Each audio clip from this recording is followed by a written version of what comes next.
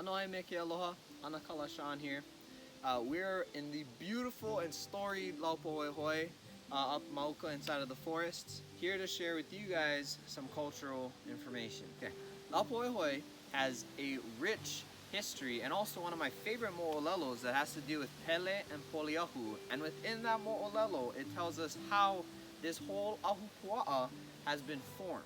In the mo'olelo, it explains that within Pele's anger from losing a race to Poliahu, that she sent lava all up to Mauna Kea and back down to the water, eventually creating Lau Pa Hoi Hoi. And because such a large lava flow had occurred, we can assume that back inside the Wā Kahiko, and all the way up until modern times, that there was a large ʻŌhiʻa forest, because ʻŌhiʻa are the first plants to grow back from a lava flow. In Kanaka Maoli, the ʻŌhiʻa serves as a center point and pillar of hula. ʻŌhiʻa are believed to be the kino lau of Hi'iaka, which is Pele's little sister and also favorite sister. ʻŌhiʻa are also keystone species that are the first things to come back after a lava flow and eventually become the canopy in which our whole forest can grow under, which is considered the realm of Laka. The ʻŌhiʻa are a mainstay of hula. Kanaka Maoli believed that it was ʻŌhiʻa that actually taught Kanaka how to dance, with how they stand strong and they sway gracefully within the trees. When we look at the story of Hi'iaka's journey, we see that Hi'iaka learned hula from a girl named Hopoi, who had said that we learned this beautiful dance from the trees.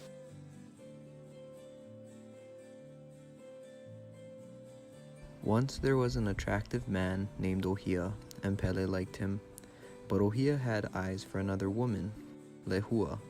Unfortunately for Pele, Lehua liked ʻŌhiʻa in return. Understanding that she could not have ʻŌhiʻa, furious Pele transformed him into a gnarly, twisted tree. Lehua begged for the spell to be reversed, but Pele refused. Desperate, Lehua then beseeched the other gods to intervene. In a sort of compromise, they decided the lovers should be forever united, and so transformed Lehua into an adornment on the ʻŌhiʻa tree. Attributed to the Lehua blossom, Kanaka had many names for rain. One of the most famous is Kaua Kani Lehua, the rain that falls in Hilo. Though some of those words describe the nature of the rain falling on Lehua blossoms, the mo'olelo of ʻŌhiʻa and Lehua also alludes to a pilina between Lehua blossoms and the rain. I'm sure you have by now seen the beautiful red blossoms of the Lehua, but have you ever wondered why it's there? Aside from the Lehua being beautiful, it is also used in reproduction of the tree. It does this by spreading its pollen on the bees and birds that jump from tree to tree.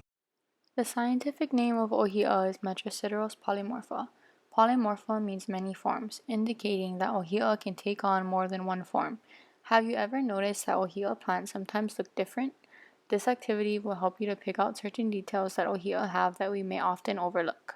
We will be looking at several traits of ʻŌhiʻa to help us sharpen our kilo, or observation skills. We will determine its growth type, leaf shape, leaf surface, and leaf apices. Growth type describes the physical form of the ʻŌhiʻa.